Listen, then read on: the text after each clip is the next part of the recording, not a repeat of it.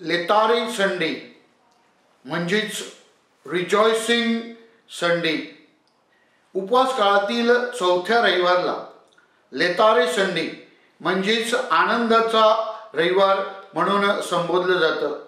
यशाया संदेष्टाच्या पुस्तकामध्ये अध्याय 66 ओवी 10 मध्ये म्हटलेलं आहे, रिजॉइस जेरुसलेम. त्याप्रमाणे आपल्या सर्वांना ख्रिस्त सभा हे उपवास काळातील चौथ्या रविवारी आनंद करण्यासाठी, उल्हास करण्यासाठी आमंत्रित करीत आहे.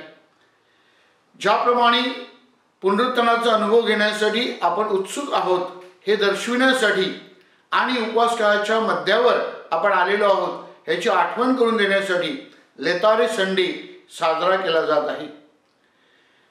परमेश्वराला भेटण्यासाठी आपण सर्वजण उत्सुक आहोत. डिवाइन एन्काउंटर म्हणजेच देवाची भेट घेणे, देवाबरोबर सभेट करणे, देवाचा अनुभव घेणे यासाठी आपण सतत प्रयत्न करीत असतो. आपले सगळे आध्यात्मिक उपक्रम जे आहेत ते सगळे आध्यात्मिक उपक्रम देवाच्या भेटीसाठी, देवाच्या अनुभवामध्ये वाढण्यासाठी आपल्याला पूरक असतात.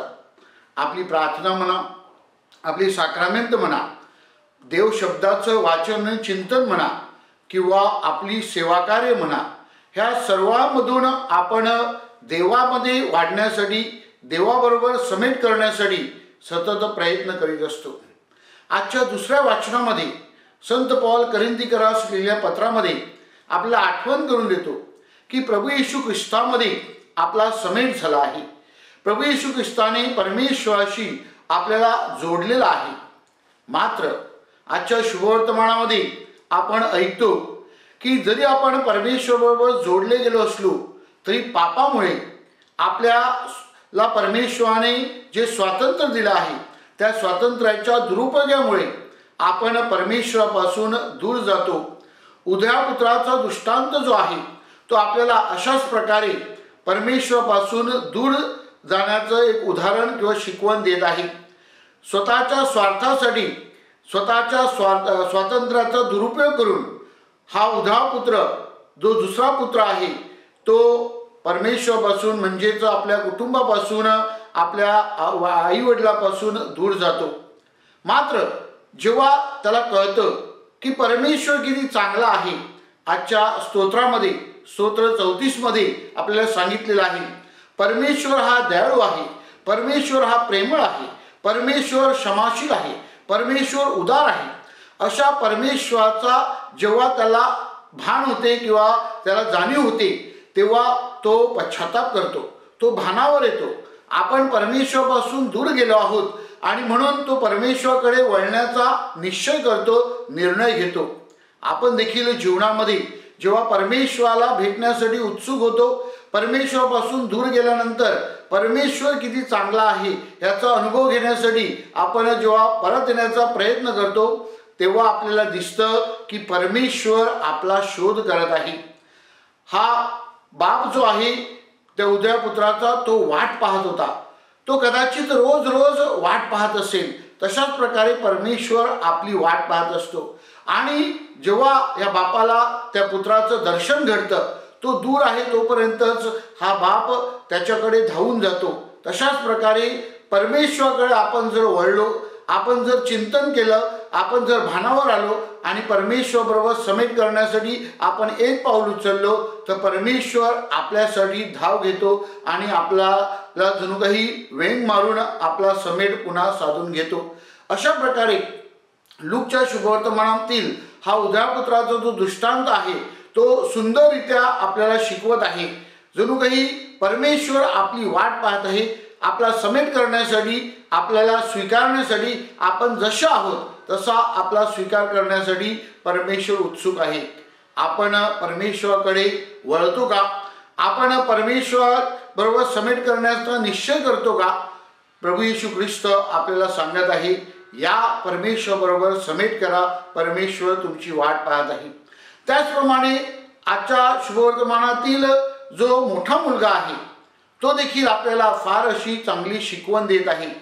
जर आपण शुभवर्तमानाची सुरुवात बघितली तर प्रभू येशू ख्रिस्ताने ही शुभवर्तमान शास्त्री पुरुषांसाठी लिहिलेलं आहे असं आपल्याला दिसून येतं. कारण शास्त्री पुरुषी हे परमेश्वराच्या प्रेमाचा, दयेचा आणि चांगुलपणाचा जो अनुभव आहे तो स्वीकारण्यासाठी तयार नव्हते.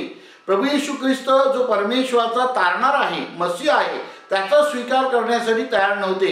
आणि म्हणून प्रभू येशू ख्रिस्त हा दृष्टांत त्यांना देऊन त्याद्वारे परमेश्वराचा खरा रूप किंवा स्वभाव जो आहे तो त्यांच्या पुढे आणण्याचा प्रयत्न करतो. कधी कधी आपण देखील या मोठ्या मुलाप्रमाणे, शास्त्री पुरुषाप्रमाणे वागण्याचा प्रयत्न करतो. जेव्हा परमेश्वर दया दाखवण्यासाठी उत्सुक आहे तेव्हा आपण त्याचा दयेचा स्वीकार करण्यास तयार होत नाहीत. आणि म्हणून वडील जो आहे आजच्या शुभवर्तमानातला तो त्याच्याकडे देखील धाव घेतो आणि त्याला देखील विनंती करतो, त्याला देखील समेट करण्यासाठी आमंत्रण करतो. आणि म्हणून माझ्या प्रिय बंधू भगिनींनो, परमेश्वर आपल्या प्रत्येकासाठी, सर्वांसाठी समेट करण्यासाठी, परमेश्वराचा अनुभव देण्यासाठी आणि परमेश्वराच्या कृपेमध्ये, दयेमध्ये वाढण्यासाठी आमंत्रित करीत आहे. आजच्या पहिल्या वाचनामध्ये यहोशुआला परमेश्वर सांगतो की मी तुमचा सगळं भार जो आहे, तुमचा सगळा त्रास जो आहे, गुलामगिरीचा जो अनुभव आहे तो दूर करून वल्हांडणाचा सण साजरा करण्यासाठी तुम्हाला आमंत्रित करीत आहे. इस्रायल लोकांनी पहिल्यांदा कानानमधील जे उत्पन्न होतं ते खाल्लं आणि वल्हांडणाचा सण साजरा केला. त्याचप्रमाणे परमेश्वर ह्या लेतारे संडे म्हणजेच आनंदाच्या रविवारी आपल्या प्रत्येकाला परमेश्वराबरोबर समेट करण्यासाठी, परमेश्वराचा अनुभव घेण्यासाठी आणि परमेश्वराचा गौरव करण्यासाठी आमंत्रित करीत आहे. परमेश्वर जो दयाळू आहे त्या परमेश्वरापासून आपण दूर जाऊ नये, त्या परमेश्वराकडे आपण पाठ करू नये, तर त्या परमेश्वराबरोबर समेट करून त्या परमेश्वराचा अनुभव दुसऱ्यांना द्यावा म्हणून विशेष प्रार्थना करूया. रविवार दिनांक 23 मार्च रोजी माझा वाढदिवस झाला. माझ्या वाढदिवसानिमित्ताने संपूर्ण वसई धर्मप्रांतामध्ये सर्व चर्चेसमध्ये माझ्यासाठी प्रार्थना करण्यात आली. आणि म्हणून आजच्या दिवशी मी आपणा सर्वांचे मनपूर्वक आभार मानतो. आपले सर्व फादर्स, सिस्टर्स आणि सर्व भाविक ह्याने माझ्यासाठी जी प्रार्थना केली त्याबद्दल मी तुमचे मनपूर्वक आभार मानतो, तुम्हाला धन्यवाद देतो. आणि तुम्हाला सांगू इच्छितो, मी देखील तुमच्यासाठी प्रार्थना करीत आहे. तुमच्यावर परमेश्वराचा आशीर्वाद असावा आणि परमेश्वराच्या कृपेमध्ये तुम्ही आणि तुमचं कुटुंब राहावं म्हणून मी प्रार्थना करतो. God bless you. Thank you very much.